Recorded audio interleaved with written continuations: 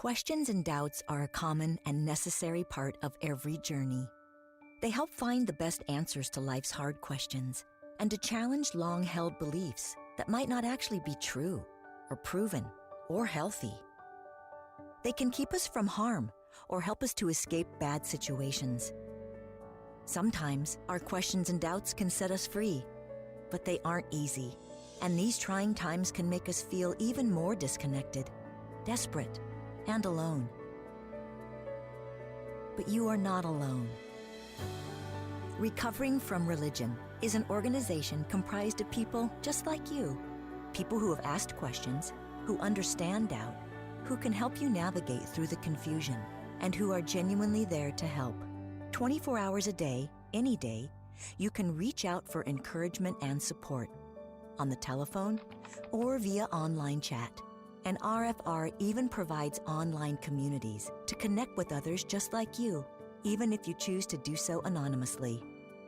Recovering from Religion is a safe place where you can reach out, explore your questions, converse with a friend, and be completely yourself without fear. No judgment, no rejection, just an opportunity to connect with someone who understands. There's no reason to go it alone. Recovering from Religion is ready whenever you are. Reach out today at recoveringfromreligion.org.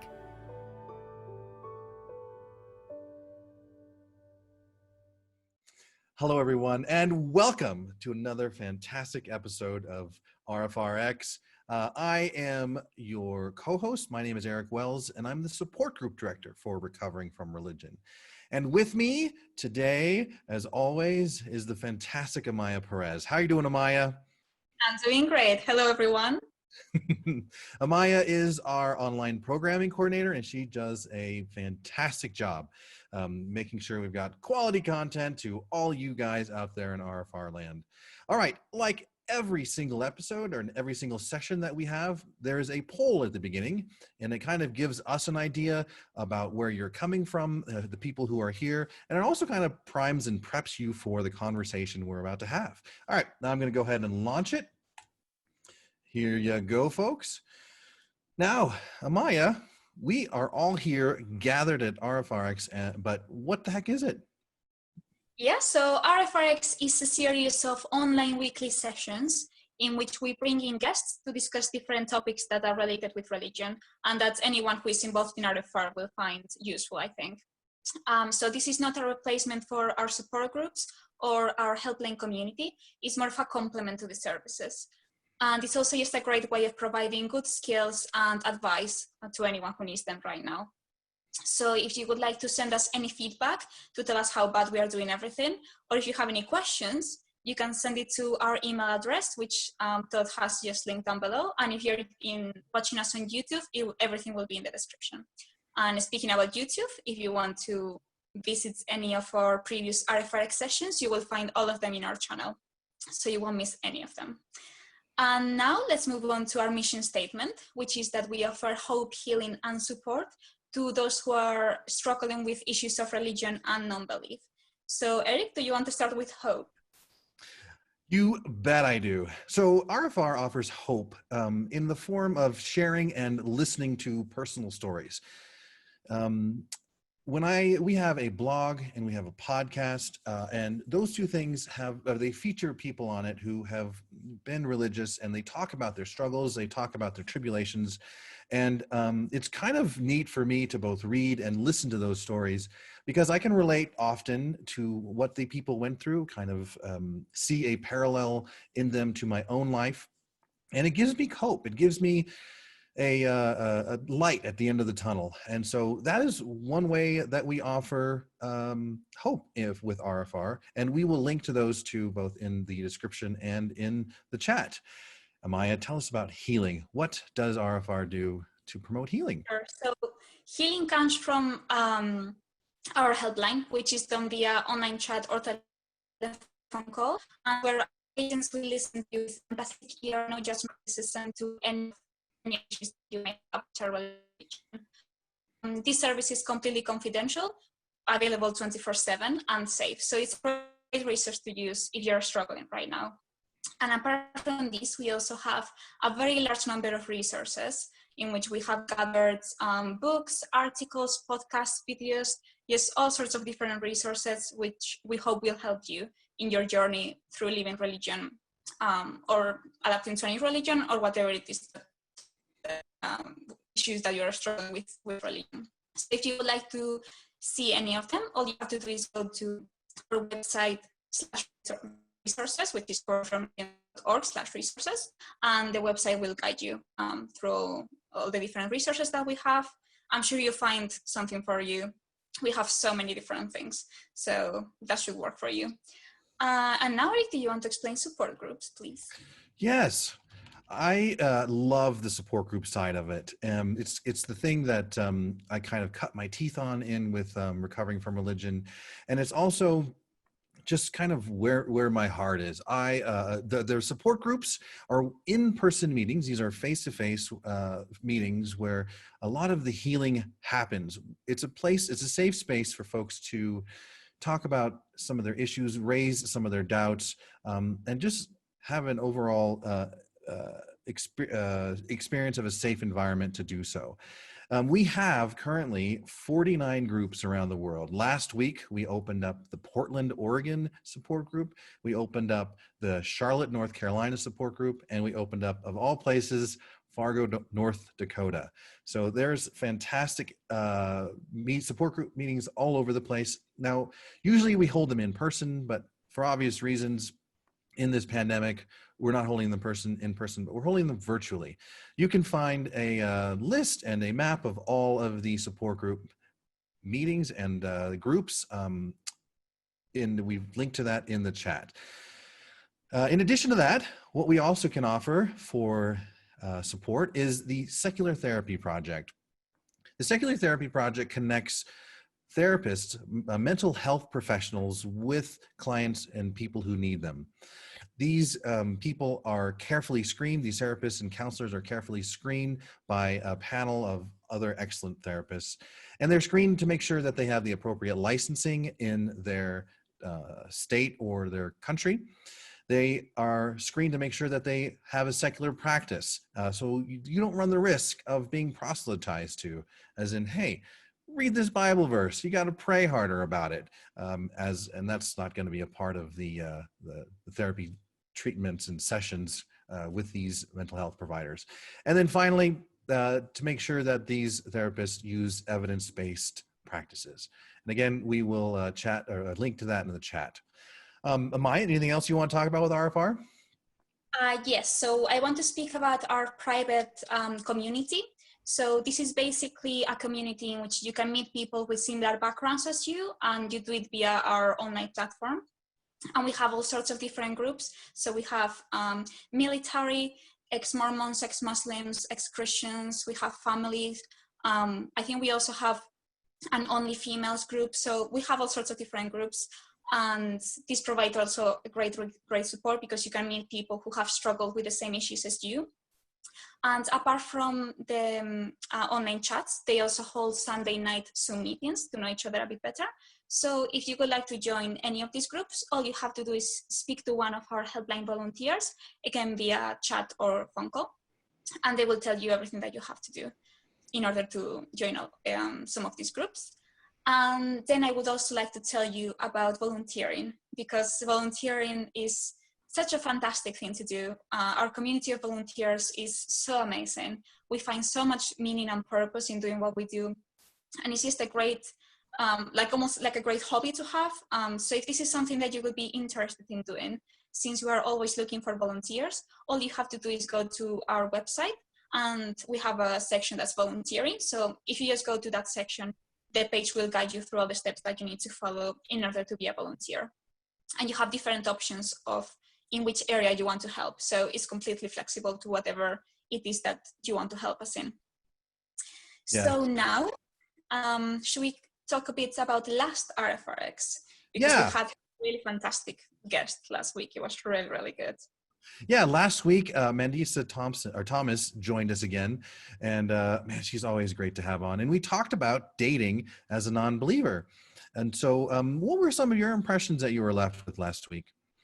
Well, I feel like I learned a lot about all the struggles that ex-religious people face when dating, because obviously I've never been religious. So I didn't think about all the prejudices, all the relationship models that you need to kind of let go of, all like pre-ideas of role models and gender roles and everything.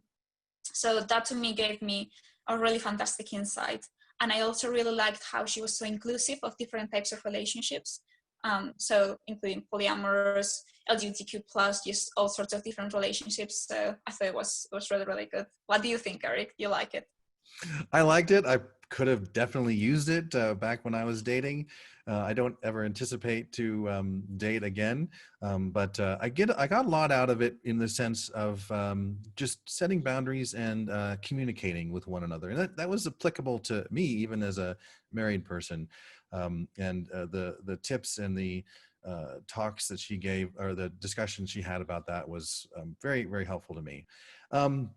So if you were interested and missed having that that RfRx, you can go check it out on our YouTube channel.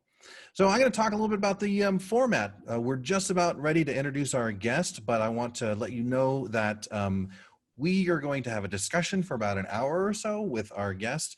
It's going to be fantastic talk, I promise you. I've talked with her beforehand, and man, she is so awesome. You're going to like her. We're going to talk for about an hour, and there's going to be probably some questions that come up in your mind while we are having a discussion. Feel free to post them in the chat. We'll see them, and during the second part of our RfRx, we'll have a Q&A session for about 20 or 30 minutes. And at that point, we'll ask her those questions. After that, we're going to get to hear from Dr. Darrel Ray, our RFR's founder and president. He's got a longer than 60-second message for us, because Darrel does like to chat and talk. I think he just likes to hear himself talk, you know, his own voice. I'm sure I'm going to get a cut in salary for what I said. But after that, actually, we're going to shut off the recording, and it's going to be a hangout time. It'll be a social, a happy hour type time. This has been a very, very popular part of the RfRx. You just open up lines. People can talk to the guests, ask more questions, tell stories, bring up what's been going on, and overall just get to know one another. It's a fantastic time, and often lasts several hours even after the RfRx. So that's the plan. Now, Amai, would you like to introduce our guest? Let everybody know who they are or who she is. Of course. So this week we have Janice Selbie, and she's going to talk us about how to break up with religion. So realizing it's over. So I'm just going to read her bio so that you can know a little bit more about her background. So Janice is a registered professional counselor with a personal history of religious trauma syndrome. She's passionate about helping others understand their losses and embrace their new identity in the secular world.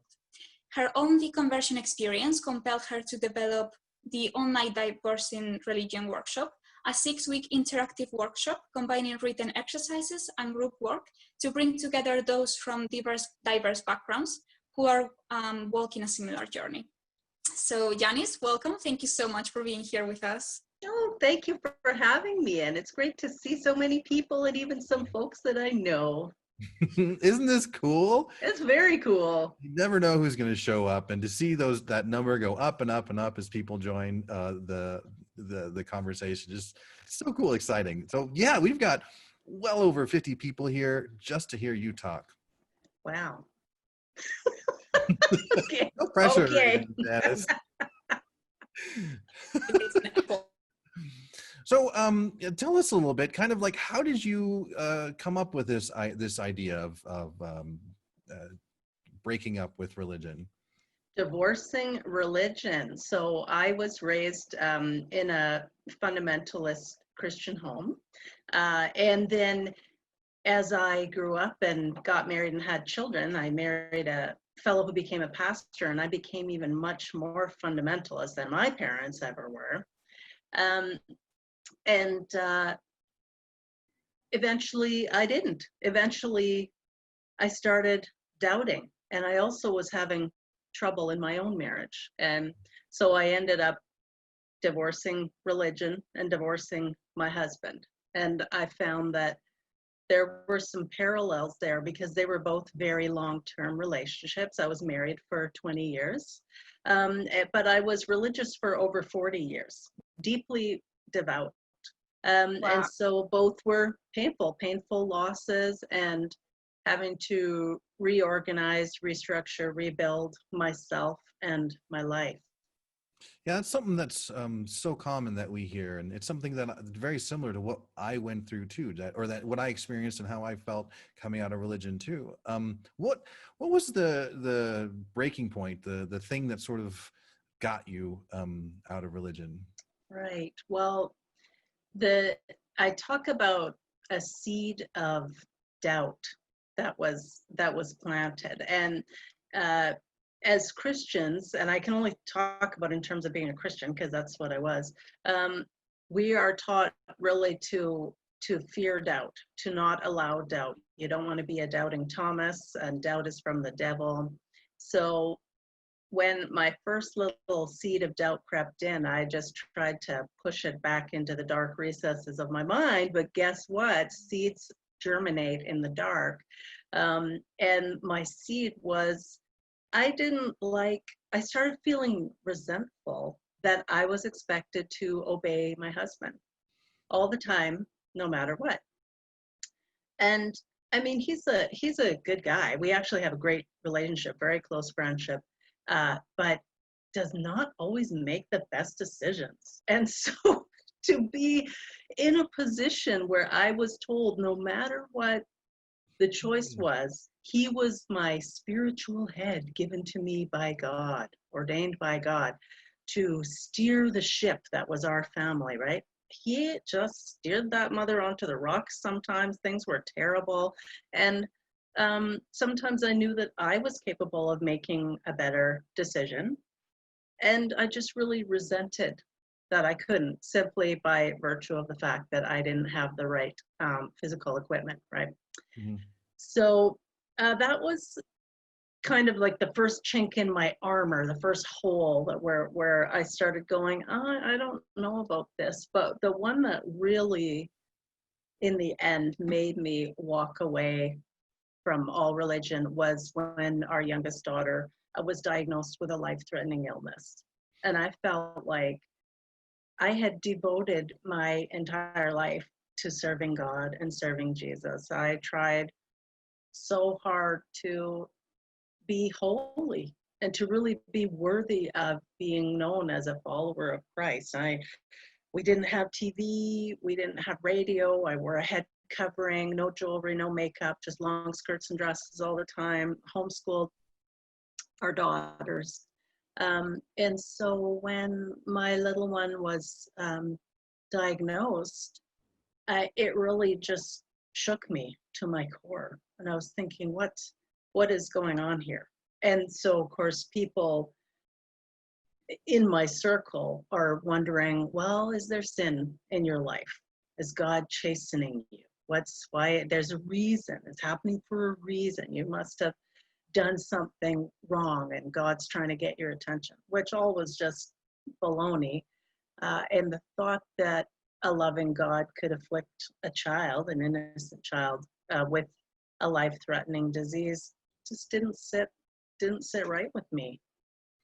So that was the one that in the end made me just turn my back on it all. But it wasn't immediate. I had to go through a process. Like, it took all my courage to go across the street to this little bookstore that we have in my town and go into the back section where they had occult and metaphysical books. Like, I had walked by that section before and I never would have dared to go in there.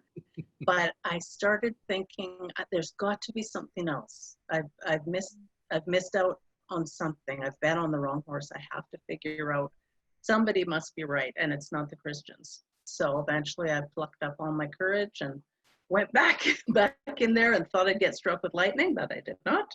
And found a book that was kind of a textbook about different religions, so Christianity and Islam and Buddhism. And I bought that book. I went up to the counter. I had the clerk put it in a brown paper bag because I didn't want anyone to see it. And then I took it home. I ran home and I put that book in the safest place I knew, where even God would not look, in my underwear drawer, safe from any prying eyes. And it stayed there for a while. And eventually I took it out and started reading it bit by bit. And but I couldn't tell my husband I had it. Like, I remember being in the basement one time with it, and I could hear him coming down the stairs, and so I quickly was putting this book somewhere that he couldn't see it. And we were all struggling because of the diagnosis and how scary everything was at that time. But I didn't feel that I could talk to my husband and say, I'm questioning God, or I'm doubting religion, because our marriage also was coming apart at that time. So we just had a lot on our plates, a lot we were trying to deal with. But eventually I went back to the bookstore and I kind of went from Christianity, went into the whole New Age deal, grew dreadlocks, got books about crystals, got tattoos with lotus flowers, and, all that woo-woo kind of stuff. Went there for a while until I eventually got to a point where I didn't feel that I needed that either. But it took years for me even to be comfortable enough to say that I was not a Christian. That was a big deal to get to that point. So so it sounds like you've got a really pretty good background in, or a good story that almost, did it kind of help push you to create this divorcing from religion concept and idea? Because it sounds like a lot of it is integrated into what you talk about. Absolutely, because I didn't know anybody else who had gone through a similar experience. I didn't know anyone else who had been as devout as I knew I was, or for as long as I was, because it was my whole life pretty much, and who then decided to walk away from it. So my siblings had walked away from their faith in their teens, and I think they were very surprised that I hung on. But one reason that I hung on was because I saw the tremendous pain that it caused my parents emotionally when each sibling walked away. And I'm the youngest one, and I felt like it was partly my responsibility to be an extra good daughter to try and make up for the yahoos, my older siblings. So I kind of lost a closeness with my older siblings because they weren't walking the same walk that I was. We still loved one another for sure. But now, since I have rejected religion, boy, we've become quite close. But so it was not knowing anybody else. I felt like I didn't have any real support. So I let my siblings know eventually what was going on, but they hadn't stayed in it as long as I had. They weren't married to a pastor. They hadn't dreamed of being a missionary and homeschooled kids and led Bible studies and done all those sorts of things. So yeah, it was hard to find anyone. I didn't even know, I didn't have the words even to type into Google to ask, to try and find out. I didn't know words like deconstruct and deconversion and those kind of things. So it was just a very lonely, scary, and sad time. So that's one reason I developed the workshop, because I wanted other people to know there's hope. For one thing, there's hope at the end of all this, but also there are other people that you can connect with who can relate and who can support you. And Dr. Marlene Winnell was a really big influence for me, because it was when I first came across her teachings on the internet, or some interviews with her, and she wrote this book called Leaving the Fold, which is kind of a guide for people leaving fundamentalist groups and religions. And then there was a phone number I saw that I could phone her, and I phoned her, and she said, yeah, I do retreats, come to a retreat. And so that was my first experience meeting with other people. And I understand Recovering from Religion also has been, just before the virus started doing some retreats and giving people the opportunity to connect in person, in real life. There's nothing like it, to meet with other people who can validate what you're going through and understand. Yeah, that's a big part of what the support group side of RFR is, like really how recovering from religion was really founded on Dr. Darrel had this inkling of an idea and of meeting together face to face to kind of, well, he actually wanted to sell his book, but it turned out that it was actually a much bigger, much better thing. And the support groups are really like what you had mentioned, powerful because of the in-person meetings and getting to see one another. Now, before we go too far, you had mentioned, and I'm a little concerned, worried about your daughter. Did everything turn out okay? She is still alive, I'm happy to say. She really struggles with her health, so in the hospital fairly frequently. But there's not really too much we can do. So now my kids had a front row seat to my gong show deconversion. They watched me go from being like the super most uptight mom you can ever imagine to being like, whoa, we're getting tattoos, we're growing dreadlocks, we're smoking pot. So that was quite a change for them to witness. And really it was almost like I was going through an adolescence that I had never had. And that's one thing that I talk about in the workshop, just the importance of remembering that if you are a parent, if there's children in the home, they're watching you go through all these changes. So we want to be gentle and we want to be forthright and able to explain to kids, to whatever age they are at. So they don't get worried and think that they're losing mom or dad's gone crazy or mom's off her rocker or whatever it is. But my kids, and so now they're both adults, and I talked about it with them even in their late teens, and they said, Mom, you became a lot more fun when you stopped going. And my one kid said, yeah, you became a lot more like Jesus in some ways, like you stopped judging people. I thought you were great. So that was good. All right. Wow. So I'm sorry, Amai, go ahead. Sorry, I was just gonna say that I think it's so great that you also changed like your parenting style, because I can only imagine that after being in a religion for so many years, having to let go of it is already a challenge. Having to let go of your community is another challenge. And also learning how to be a parent, a secular parent, all three of those things must have been so hard. So I have like so much like support for you, and like, I don't know, I admire you so much, because I can't imagine me ever being able to do that. Because parenting is already hard enough if you have to deal with all of those things.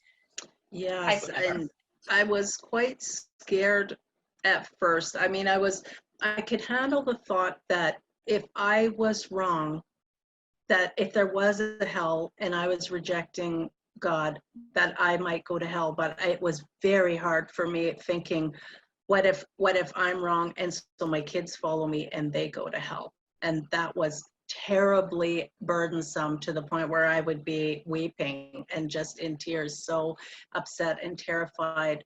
But it was interesting. So somewhere around their middle to late teens, when it was obvious that I was deconverting and their father wasn't going to church, we weren't going to church anymore. And my one daughter said, well, I started having doubts about it in Sunday school when they're talking about this guy gets all these animals on this boat. And I'm like, I didn't doubt. I did not doubt. I swallowed it all. I can't believe, I'm glad you were having doubts. But that was very interesting to me, because I had tried so hard to structure their lives so that they wouldn't doubt. Yeah, got it. So where do we start with breaking up? It's hard to do with this discussion. Where's a good place to start? What's kind of the overall idea of it, and how do we get into it? Well, I like people to think about how they met, how they in religion met, because the idea is, it's reflecting a marital divorce. Well, a marital divorce, it starts with actually when you meet the person. So I ask people, how did they meet religion? How were they introduced to it? Who introduced them to it? Because, and the poll, that's why we asked that in the poll about were your parents religious? Were they the ones, or your caregivers, are they the ones that introduced you to religion? Because as a child, we just lack that critical thinking capacity, and we're under tremendous pressure to please our caregivers. We're completely dependent on them. So when they say to us, this is the truth, this is how it is, we really don't have the ability or the choice to say, well, I disagree. I beg to differ on that one. So if you're introduced to something in childhood, it becomes a really tenacious belief. But if you're introduced to it in youth group or church camp, I mean, think of what it's like as a teenager. You're going through hormone storms and massive emotional swings, and the peer pressure is just incredible, the pressure to conform. So it's not surprising when kids go to youth group or go to church camp that they end up getting saved, making a salvation commitment or decision.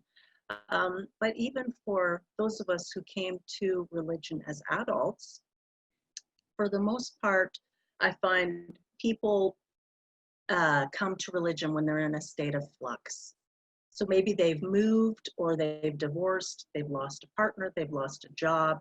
Somehow their life is on uneven footing, and they are looking for support.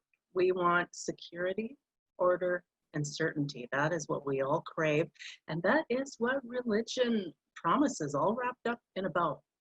So it's basically vulnerable people who end up, I feel like, getting sucked into religion. Yeah, I remember when I was a kid, I remember the stuff that I was told, it really, like, I thought that these magical things could really happen, like they were real, that these myths and legends could happen. I believed that in ghosts and angels and all that kind of stuff, but I didn't have any other example to look at or compare to. So it just had to be, there couldn't be any other way, because just what I was told, it's all I knew. And I wasn't even really set up with a good sense of critical thinking skills either to kind of compare and evaluate. Yeah, the world was way different through my eyes back then than it is now, for sure. And if your life then revolves around the church, so if you're going to Sunday school and you're going to kids' church and you're going to choir and all these other things, and all the people basically that you know or are close to, they also all believe the same thing, then you're in that echo chamber. And it only makes sense to believe what you believe, because all these other people that you respect also believe it. But I mean, and your parents believe it, and you're still, well, they know more than me. They know how to pay taxes and do whatever. They must know about the afterlife too. So.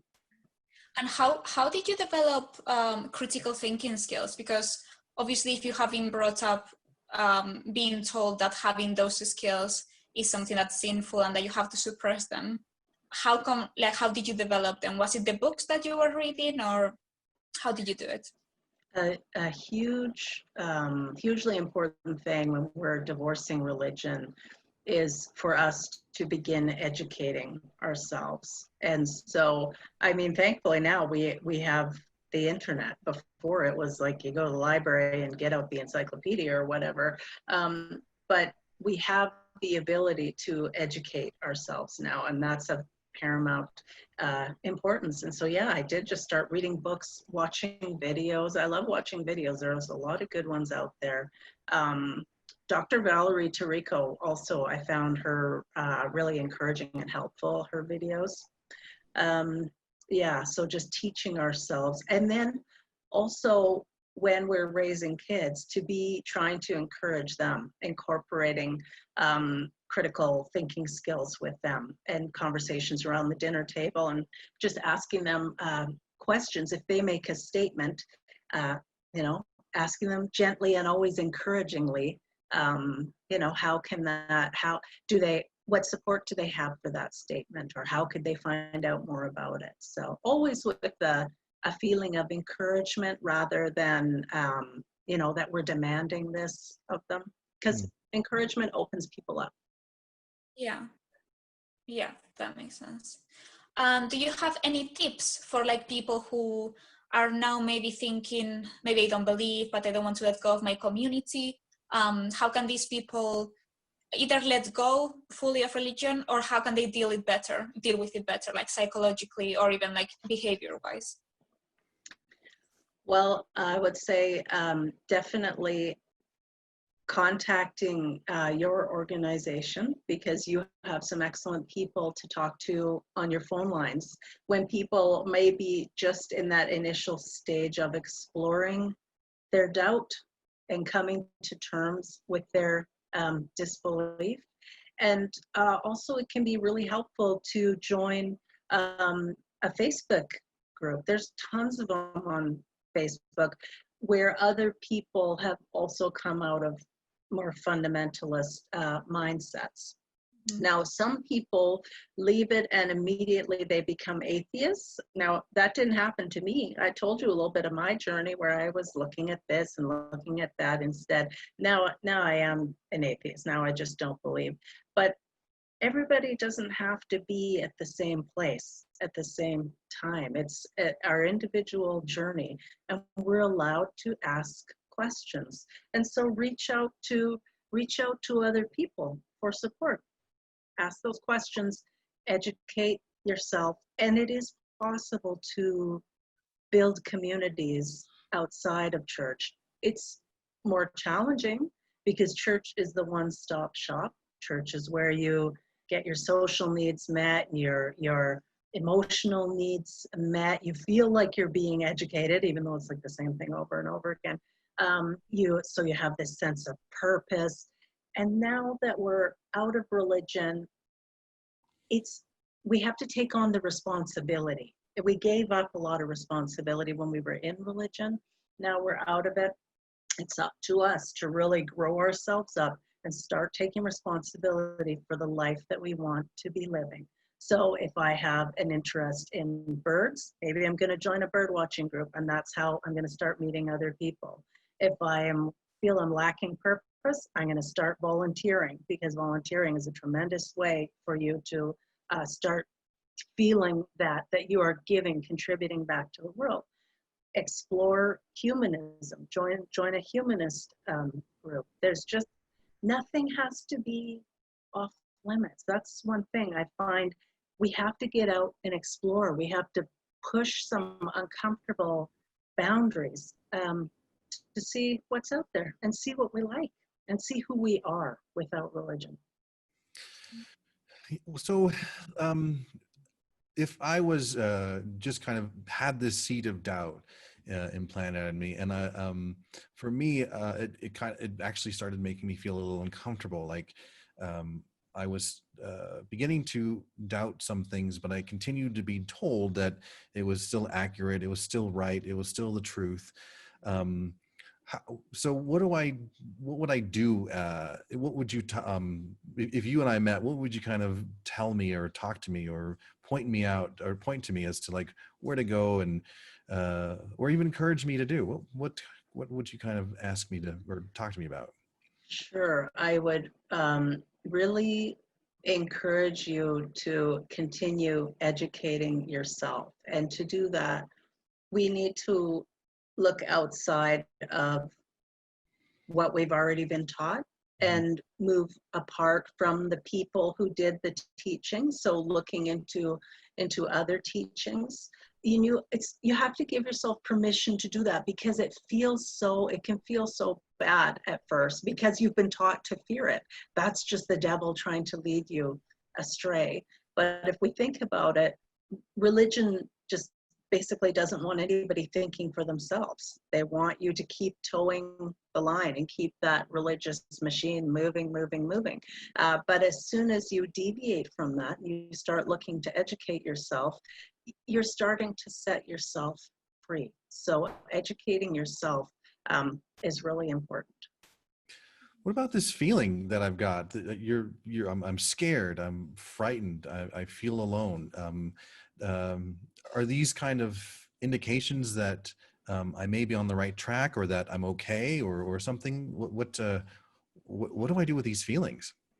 I think feeling fearful is very normal when we're trying to break away from the only path that we've known. And particularly, fundamentalism is all about fear. That's how people are kept in line. Really, fear is the ultimate.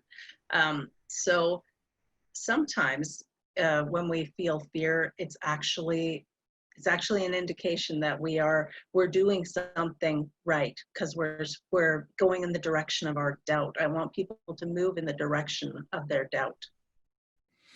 It almost sounds like you're talking about like two different types of feeling scared, because I recall in some sense being really afraid of hell and or fear of retribution or something like that. But over time that feeling became more and more comfortable inside of me. Like it was like an old friend, or I knew that type of emotion. But starting to even question that kind of teaching, those kinds of that kind of thinking, it was a different sense of fear, a different, more uncomfortable and less familiar type of fear. Does that kind of making sense? Like one was a friend, or something I was used to. The other one was like something brand new. And things that aren't familiar to us do feel uncomfortable. And that's one reason why it's so hard to change. We prefer feeling comfortable. Doing things that are foreign to us don't feel comfortable. So we do need to, and that's just a hard fact, sometimes we do have to embrace the fear, or that 1970s book, Feel the Fear and Do It Anyway. That's partly how we grow. And you're allowed to grow beyond your parents' expectations and the dreams that they had for you. You're allowed to grow beyond your childhood dreams, or even beyond what your spouse thinks you should be, who they think you should be. We're here to grow. I like that. Sort of reframing it, instead of something to avoid pursuing, it could be something perceived as an opportunity, like the two sides of the same coin. Yes, lovingly referred to as AFGO, another freaking growth opportunity. and it usually feels shitty. It's AFGO. F stands for freaking. Well, you know, we have some younger listeners. You never know. This is wine I'm drinking, by the way. Awesome. I love it. I don't have anything to toast you with. That's unfortunate. Another thing that I ask people is how long they were religious before the breakup came, because there can be a difference, you know, between someone who's been in a religion or a group for 2 years and someone who's been in it for 42 years. Like it can be a lot harder to extricate. I still find some of the ideas in my head are like chewing gum, just harder to pick out of my brain. So, okay, I'm researching evolution, I'm watching scientific shows about evolution, but still in the back of my head, sometimes it's like, yeah, but you know, that doesn't really make that much sense, because it's a much nicer thought that, oh, you're made in the image of this magnificent being. That's something that it's harder sometimes to get away from. So, I guess yeah. must be like, oh, sorry. I was just saying that cognitive dissonance must be like a massive thing in the process. Absolutely. Yeah, and it keeps people stuck in relationships and groups, not just religion. I mean, fundamentalism exists in many realms. We've got it in politics, in nutrition, in ecology. If you're rigid, you're really rigid in your attachments, or if there's an authoritarian feel to it, you really need to examine that, because that is fundamentalist thinking. And I know many people who've been able to break free from religious fundamentalism, but they have not been able to break free from the fundamentalist mindset. And they can still be really difficult to be around because they still just have that air of authority and it's still my way or the highway. Super annoying. Can you give us a quick definition of cognitive dissonance? I can. It's the feeling of discomfort, basically, that we get when we're challenged with an idea that does not fit with our beliefs. So then we end up twisting ourselves into a mental pretzel, trying to protect our belief system. So, well, actually, the writer meant this. He didn't mean this other thing. Like, just trying to, we can't let those doubts in. We're going to cling really tightly to what we believe. And that's the cognitive dissonance. Even when we're presented with, I mean, I think of maybe someone who has been faithful in their marriage and they have always believed their partner to be faithful, and then they are presented with absolute fact that the partner is not faithful. It's so hard for them to get their mind and heart around that. They prefer just to think, no, it's not what it looks like. It's not what it looks like. And they'll make up excuses for it. And can be similar when we're divorcing religion. A lot of cognitive dissonance there. Yeah, it's applicable to so many different like environments, even in politics.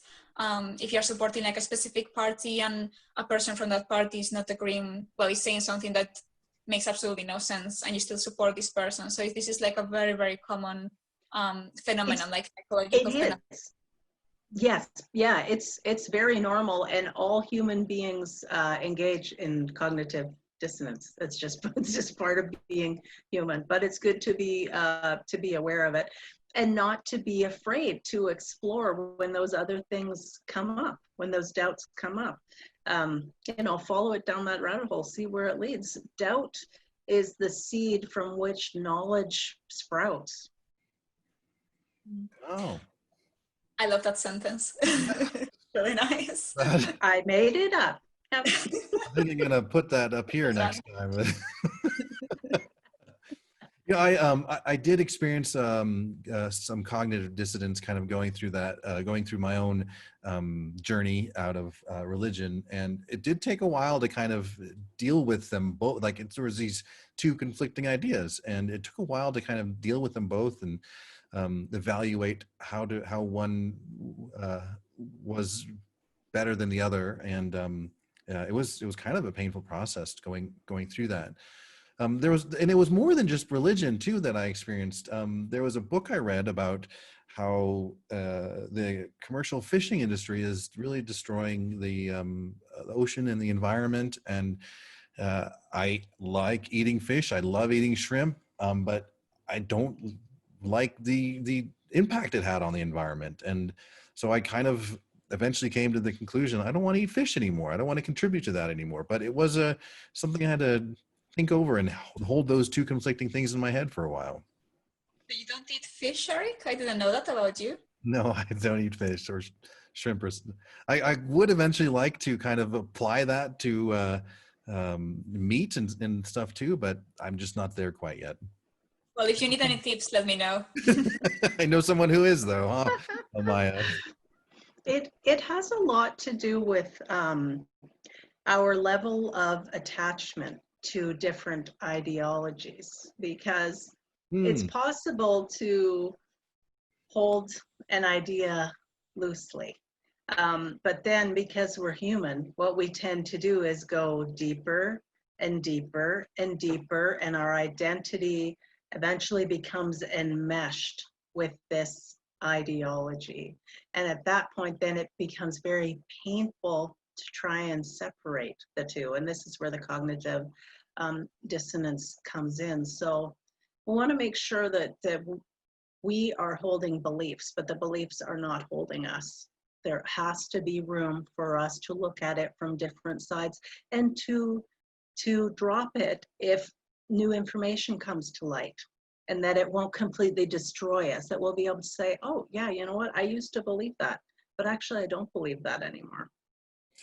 One of the things that I could, if I was in that initial parts of doubting my religion, one of the things that it could, would keep me in, or I would use as a pro for staying on the religious and still continuing to believe would be like, well, I'm already so heavily invested in this community. I've got all my friends here. I've got all my family here. I've got so much time and effort I've put into building the church, so much money I've put towards the church.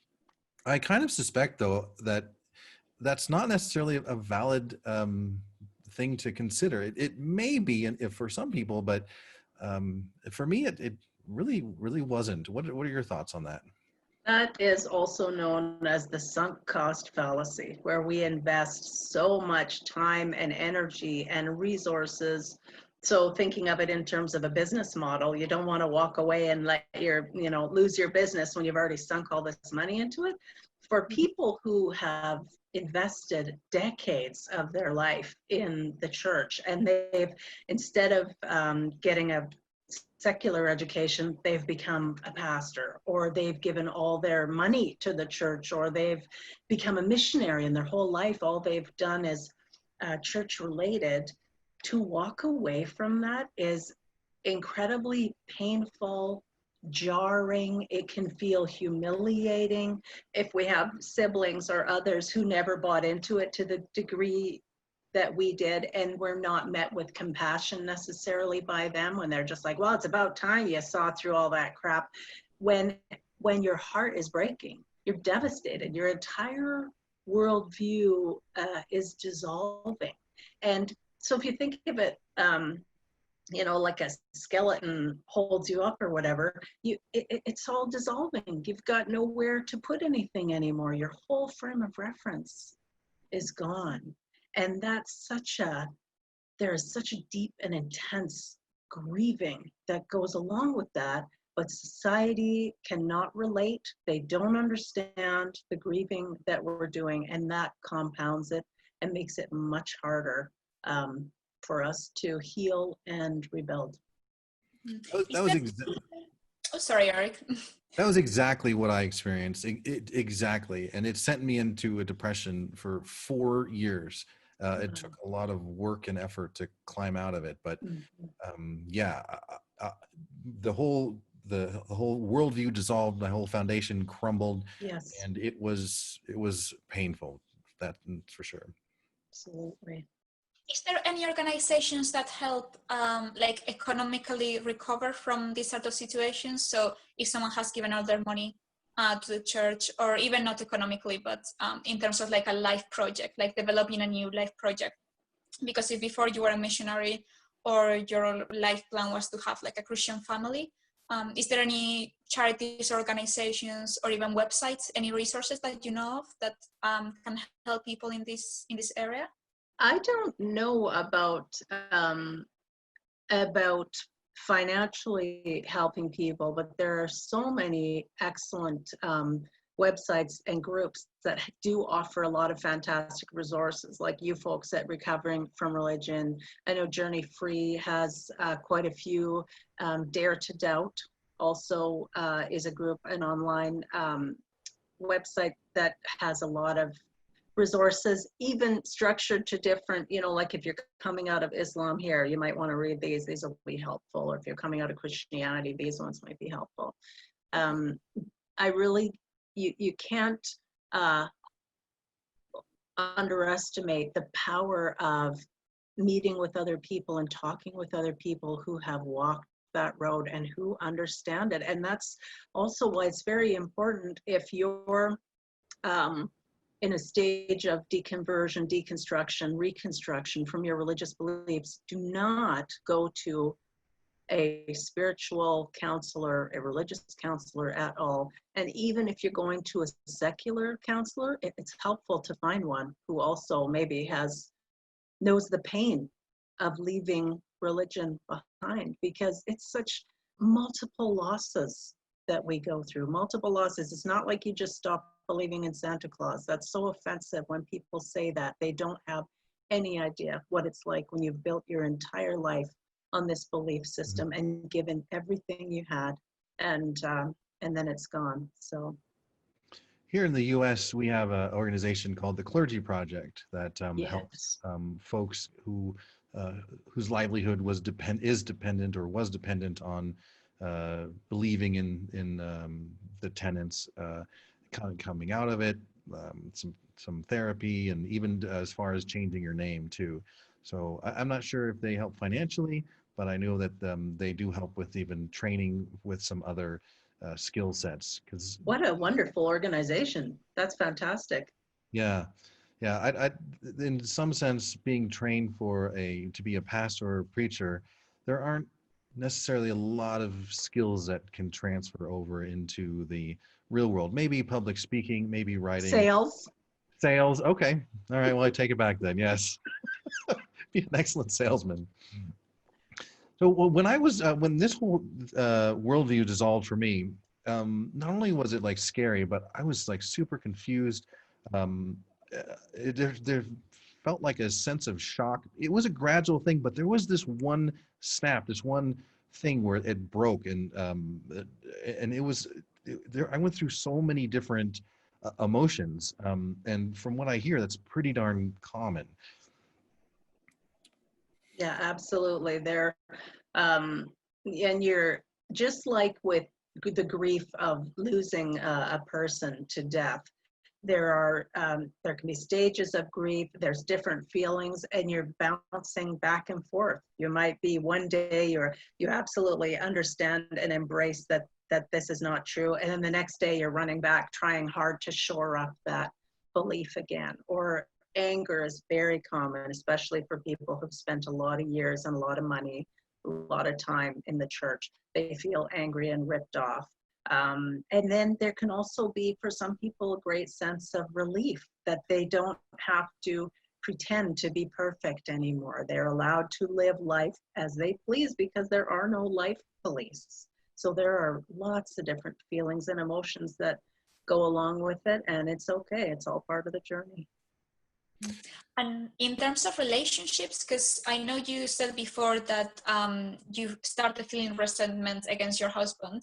And I can only imagine that people go through that, maybe not only with their husbands or partners, but also with like friends or community leaders. So how do you think these people can deal with those emotions of like negative emotions against the people that they love? Because that must be also really, really challenging. Well, a big challenge in divorcing religion is when we have loved ones that remain in that belief system and they remain quite entrenched in it. And what we need to remember is that they are terrified on our behalf. Like our parents, their one objective was to keep us safe at all costs. And now they think we're absolutely in peril of eternal damnation because we're not believing the same anymore. So if we can remember that, it allows us to keep some compassion for them, and also seeing that they're not, it's like they've got blinders on. They think they're seeing everything, but they're really not. And you can't actually make them see. People have to get there on their own. And your relationships do change. A lot of relationships then become, out of necessity, more shallow.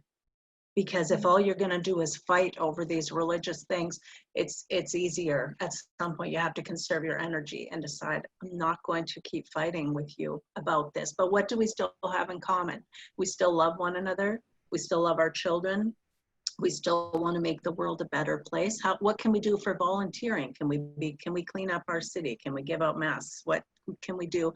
You're looking at things that you still have in common instead of focusing on the thing that you don't have in common anymore.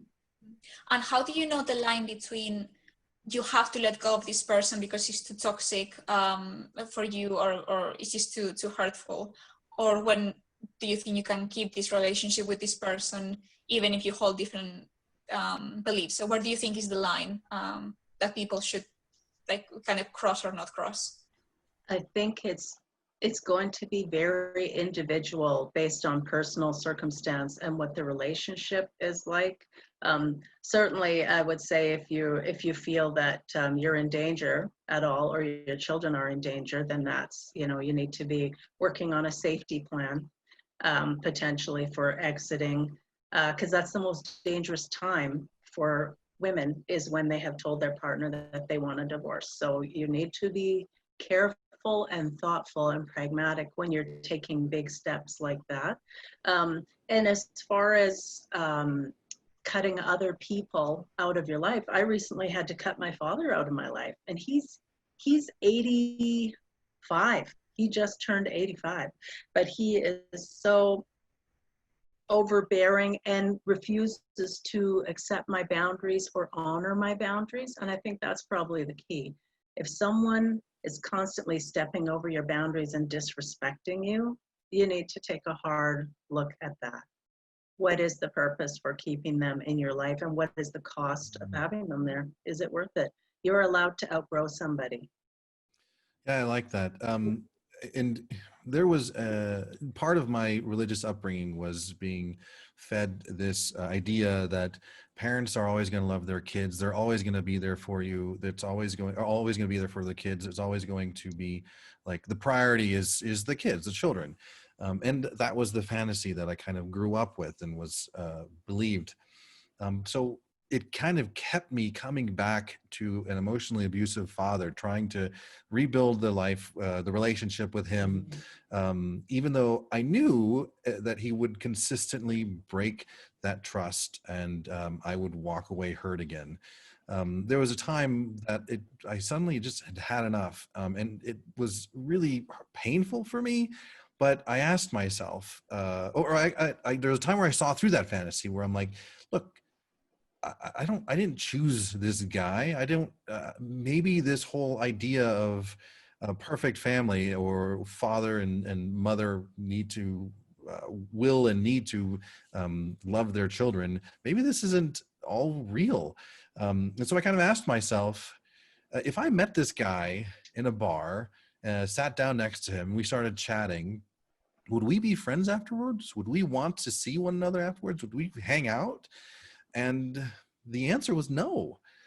And so I haven't really talked to him since, and it hurts every now and then, but it's gotten a lot duller over the years. But what an excellent exercise. That is a really good thing to think about. I tell people, I just remind them, so our parents are in our lives, until we reach the age of majority. We generally don't really have too much choice.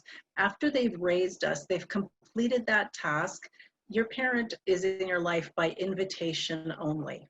There is no law that says you must maintain contact and regular interaction with your parent. There is no law for that. So you must choose your own health, make the decision for your own health, especially if they're narcissistic, if they're toxic in some way. Givers have to set limits because takers rarely do. You are in charge of your life from this point on. You're an adult. You get to make the choice who is going to be in your life and who's not. I gotta tell you that first understanding and realizing that is super frightening. But over time, on the other side, it's become very, very freeing too. Just to be responsible for one's own life coming out of high school and not really knowing much else about the world other than whatever clicks and books. And again, it comes back to us learning to take responsibility for ourselves, because we didn't. When we were in church, we always we deferred to God or to pastor or to husband, and well, if something went wrong, the devil did it, rather than, geez, I made a really poor choice there. So it's learning to take responsibility, and I've heard it said, just as we have the Statue of Liberty on the East Coast, we should have the Statue of Responsibility on the West Coast to balance it out. And that's a balance that we need to find as we go along. And how can we deal with the feeling of guilt? Because I guess that's also a very common feeling, apart from anger, sadness, shock, confusion. Guilt not only about leaving religion, but also about maybe you have been a missionary, about having converted other people. How can we deal with this sort of feeling? I think when it comes to things like we've witnessed to other people, or maybe you've been a pastor and you baptized people, and now you're going, wow, it was something that was false and I converted all these people. There's a point where you really have to practice radical self-acceptance and forgiveness of yourself. At the time, you thought you were doing what was best. You really thought you were doing what was best for those people and for yourself. Now you know differently. Now you're going to do differently. Guilt can be so crushing. Mm-hmm. Really, I just urge people to examine what's the real reason for the guilt. And if you've been raised in fundamentalism, you know all about guilt because it's been heaped on you. But you need to be able to take a hard look at what you're feeling guilty about and why, and write it out and talk to somebody else about it.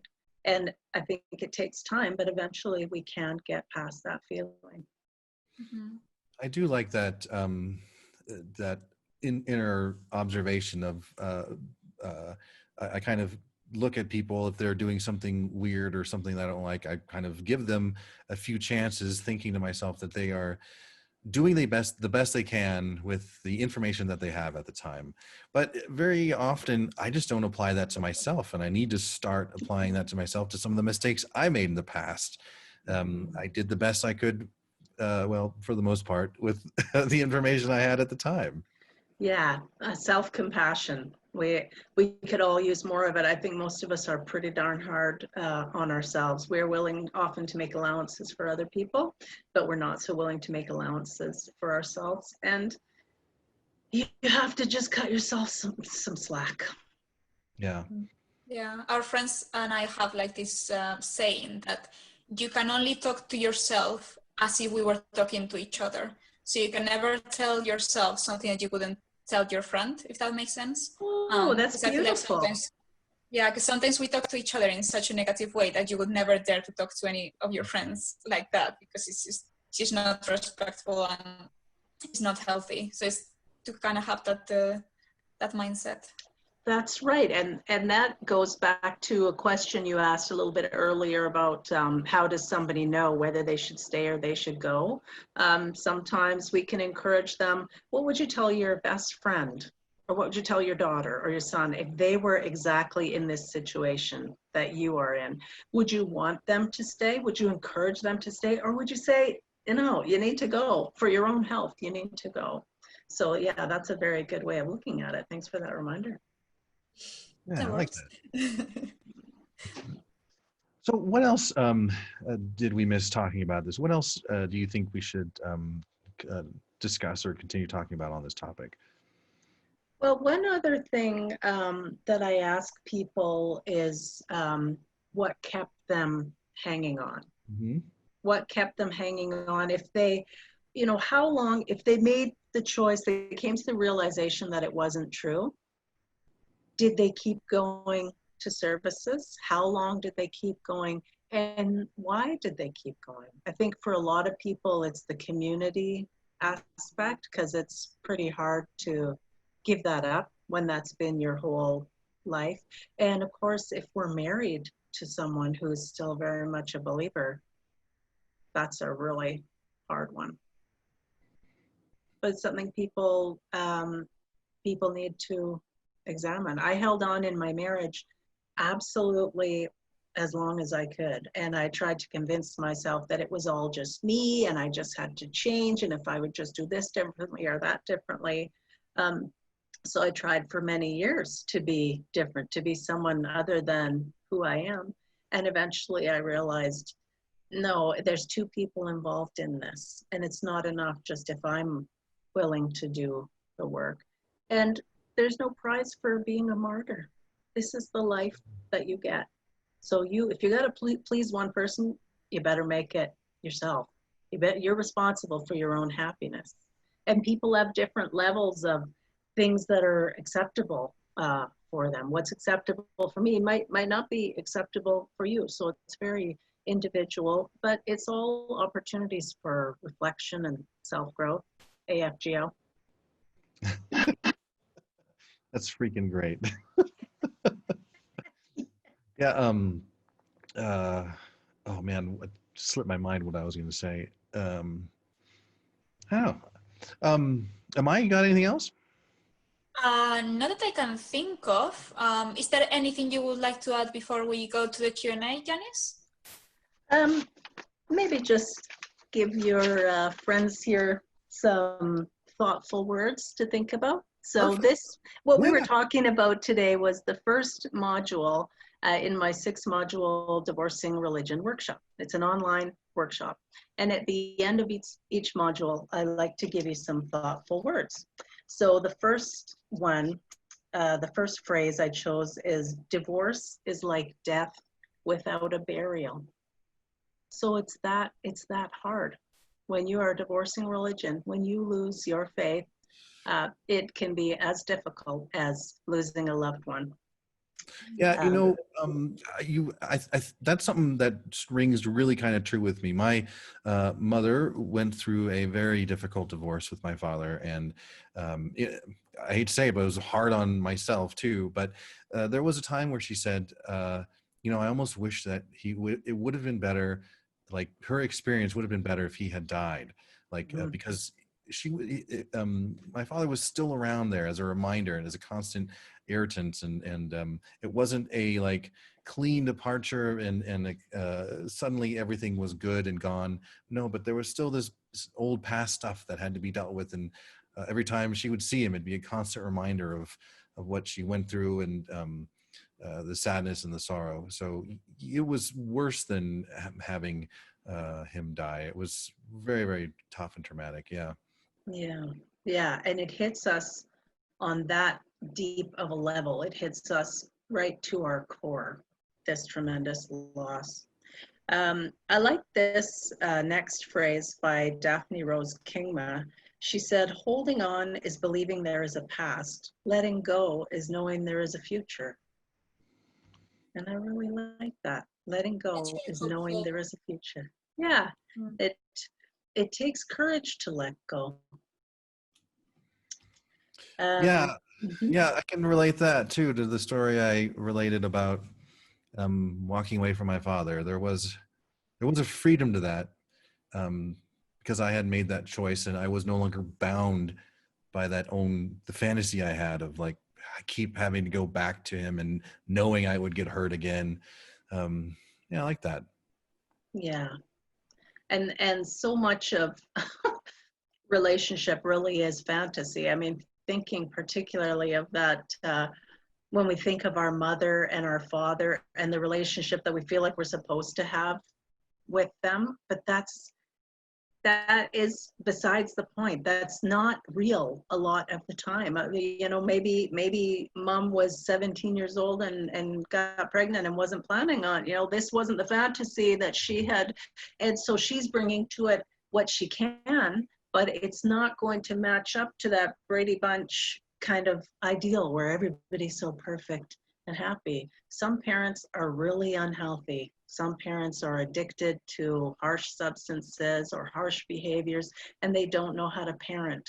And so then you have to step up and parent yourself and reparent yourself as an adult. And they're not going to give you what you need. So you're going to have to find a way to give it to yourself. That's very true. Yeah, the same thing would apply to folks in religion too, or no, the folks in the leaders in religion as well. They're not necessarily going to give you what's true. And a lot of times pastors are narcissists. I mean, not all pastors, but a lot of pastors are really drawn to the limelight and can be very authoritarian. And finding out that they are just real people can be painful, but it can break the spell. Yeah, the power is pretty addictive, folks. Yeah. I like this one too. Don't ignore pain. Appreciate its message. You need to change now. That's the message that pain is giving us. Something needs to change. Something's in trouble. Don't just ignore it. Don't just think it's going to go away. Okay, damn it, that's good too. And not only for religion, I think for literally any situation in your life that is giving you constant pain, it's just a good reminder of, if it's been so bad, just let go of it, even if you're holding on to it. That's right. There's no prize for being a martyr. You need to figure your shit out. That's my quote. I like this one. The first revolution. That'll go up here too. Is Oh. You got to figure your shit out. That's right. This one is by Gil Scott Heron, and Gil said, the first revolution is when you change your mind. And I love that, because that, in order for you to enact change, you first have to change your mind. That you have to flip that switch. And once you've done that, you can start really making some changes. And then the last phrase I have, I hope that you'll all really take it to heart when you're having a hard time. You're a diamond, dear. They can't break you. And I'm saying that to each and every one of you. You're a diamond. They can't break you. Oh. It's beautiful. Well, Janice, thank you so much. This was a lot of fun. I really enjoyed this. I had fun. Thank you. Yeah, we've got a Q&A. There's a lot of questions that folks have asked in the chat. We've got some resources that Janice has assembled. I'll go ahead and make sure that gets put in the chat. Then we'll also put some links in there to reach out to Janice afterwards and see kind of what she's doing and what she's up to. So Amaya, you want to take some of the first questions? Sure. So the first question that we have is, I am an agnostic at this point, although I want to fully give up my disbelief in God, since the idea is pretty illogical. I still cling to it out of fear of hellfire. My question to you all is, how does one get over the fear of hell? I know overcoming it is different for different people, but although I'm agnostic, I'm having a hard time getting over my fear of hell or God's judgment after reading the Bible. Some people find it really helpful to do some research on the idea of hell and where it originated, kind of when it started first popping up into literature in history, and even how it changed over time. And certainly to think about the benefit that the church has in making you continue believing that there's a hell.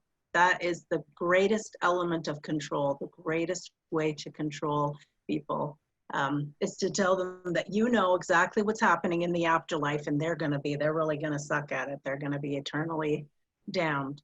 So do some reading, watch some videos on the idea of hell and where it came from. I believe we do have a few resources in our resource page in RFR regarding fear of hell. So feel free to also check them out, because hopefully they will help you.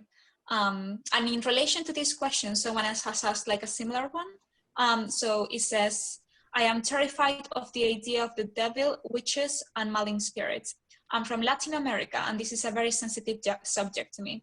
I am trying to get closer to God on my own understanding, but because I'm in a 12-step program now, but it terrifies me because I don't know how to unlearn everything about it. I'm not even capable of saying the word devil out loud because I'm afraid that saying it is going to like hurt me, will invoke it. Yeah. Wow, I really have a lot of compassion for the person who wrote that question. I think they had a lot of courage to even put that out there. If you're struggling so much that you can't even say the word devil out loud, you are truly suffering with those thoughts. I'm sorry for you. Yeah, it must be so difficult having all of these like negative ideas of like negative spirits or the devil and things like that. I can't imagine how that must affect your life on a daily basis. Yes, and being steeped in a culture where that is considered a very natural, very normal part of the culture. Everybody believes in this and potentially adds their own twist to it, or their own weight to it. That just can make it even harder for people to come to terms with it. And also 12-step programs, very much focused also on the idea of a God.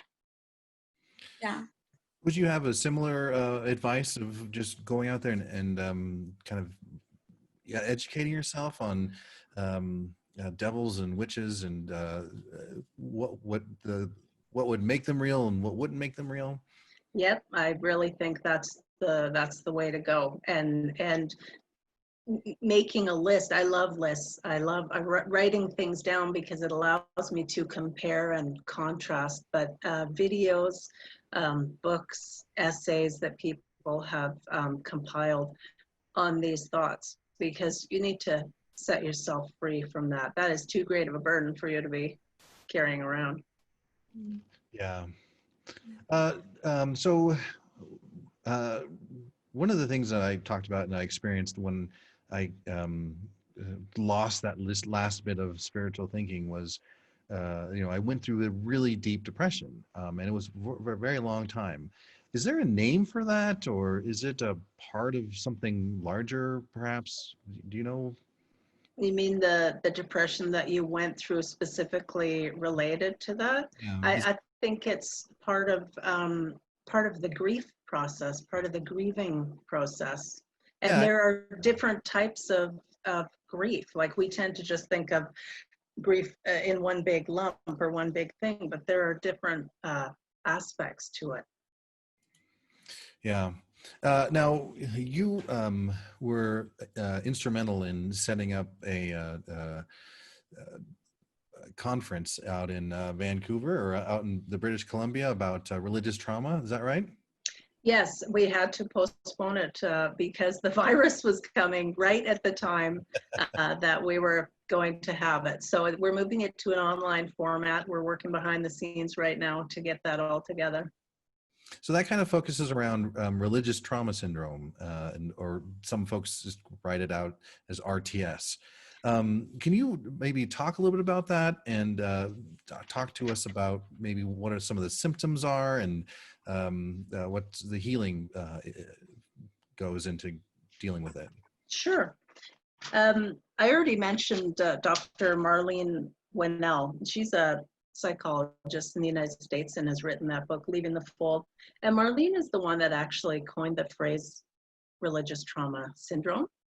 And she talks about it in terms of it being a set of symptoms or characteristics that a person can have as a result of being in a very rigid religious system. So there are things that we are forced to give up to be in that system. And then when we leave, there are things, again, that we have to leave, things that are stripped away from us. So it's kind of a double whammy, where you're traumatized by being in the group in the first place, and then you're traumatized by leaving the group.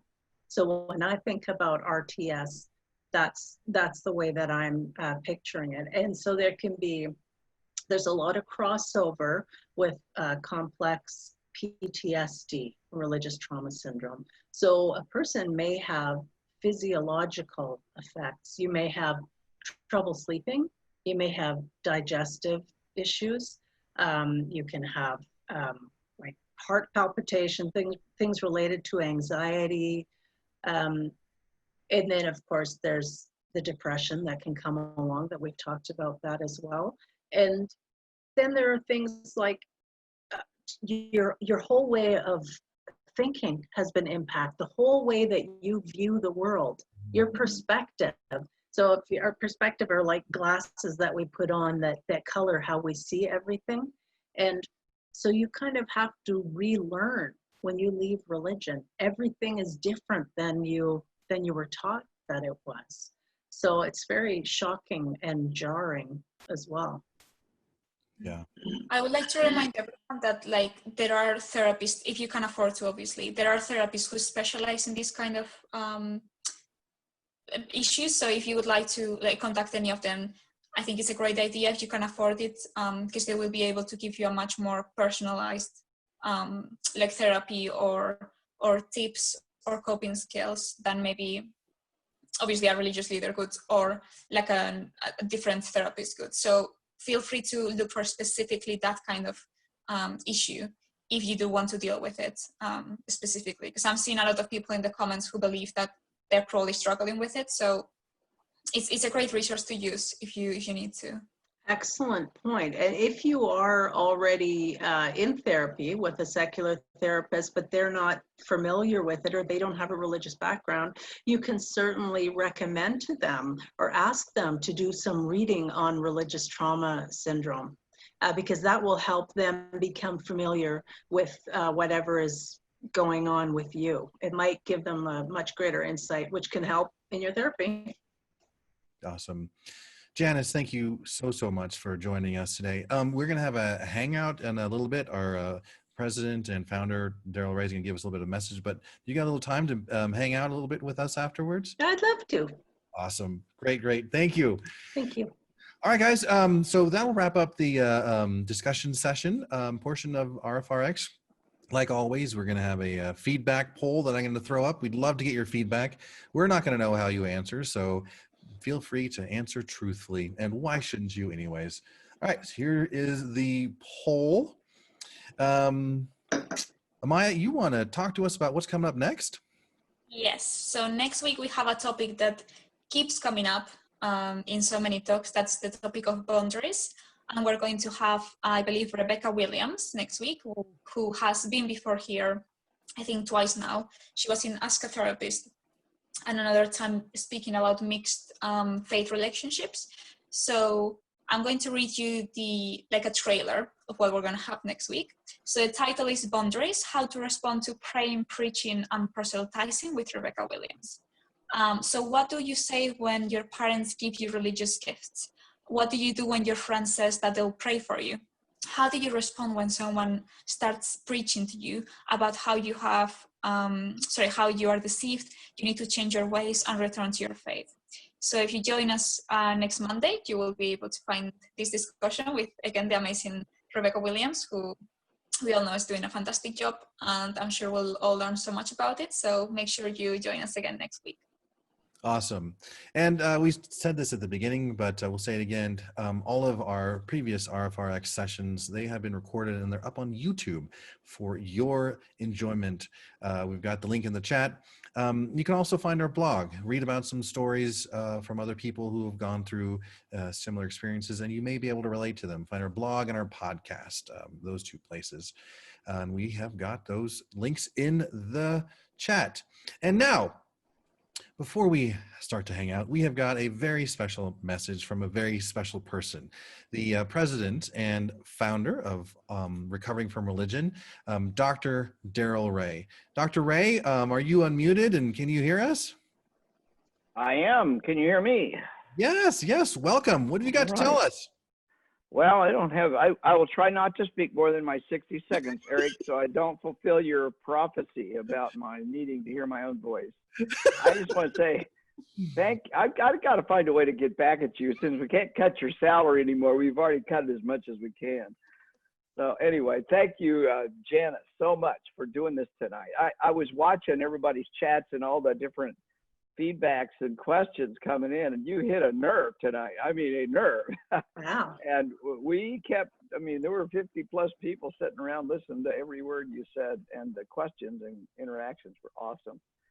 So thanks so much for doing that. I loved all your different quotes and sayings. I got a million of them. And I think that helps. I think that helps like solidify the learning in people's heads. I try to do that a lot in my own talks, but you have a bunch of them I had never heard before. So I'm gonna have to steal a few of them from you and of course take all the credit myself. So there you go. So thank you all for attending tonight. As you can see, we have an amazing dedicated team. Amaya and Eric produce this every week, and they always do such a great job. And it's very professional. And even though we try to pay them what they're worth, it's still professional. But we do this, and I speak for all of us that recover from religion. We do this because we know the pain that you and all of us have gone through having to deal with religious issues. As Janice was talking tonight, I have been dealing with my own religious relative. I won't say any more than that. And it's been painful. And I'm 69 years old and holding, by the way. And I just feel like it never ends. I don't care how good we get at this, and I think I'm pretty damn good at it. We still have the hurt, the rejection, the betrayal sometimes. It just feels like it's very personal at times. And I know it's not personal because I wrote a whole book, The God Virus, talking about it's not personal. People are infected. They have no better, and Janice has addressed that really well tonight. But that's our purpose, and I hope you will go out and say that recovering from religion helped me. I hope if you can say that recovering from religion helped you, that you will go out and help somebody else find us, or tell them about our services, or tell them about our wonderful volunteers, or our chat line, or our support groups that Eric is the head of, or our resource pages. But if you have been helped by recovering from religion, help somebody else. You don't have to be a therapist, you don't have to be a counselor, but you can be a resource. You can direct people in our direction, or in Journey Free's direction. We're not religious about recovering from religion, and we're not fundamentalists. There's lots of groups out there. Ex-Muslims of North America, great organization. We refer people all the time. All of our chat line and phone line agents and support group agents are trained to refer people to the organizations that can best help them, because we don't think we are the one-stop shop for everything and everybody, but we are the front door. And when you come in the front door here, we can find which room works for you. So there you go, Janice. There's another one. That was great. I just made that shit up while I was talking. Of course, you can help us by donating. We need every dime we can get to help do what we're doing right now. And we appreciate anything that comes our way. And you can tell other people about us. So you might also consider volunteering for us. We've got a lot of different volunteer opportunities. And even if you don't volunteer, there's things you can do. Just let people know about us. And you can also write a blog post about your story. We are very interested in getting people's stories, publishing them on our blogs, or whatever will help other people. That's what we're all about. I have been always impressed with how little ego we've got in recovering from religion. People are not egotistical here. Nobody's in it for the glory. Well, Eric says I am, but that's an aside. But nobody's in it for the glory. We're in it because we fucking love helping other people. And that's why we're here tonight. And I hope you benefited from what Janice has given us tonight. So Eric, thank you for letting me talk more than my 60 seconds. I know I blew it. I tried to stay blunt, but I didn't. And my prophecy has been fulfilled.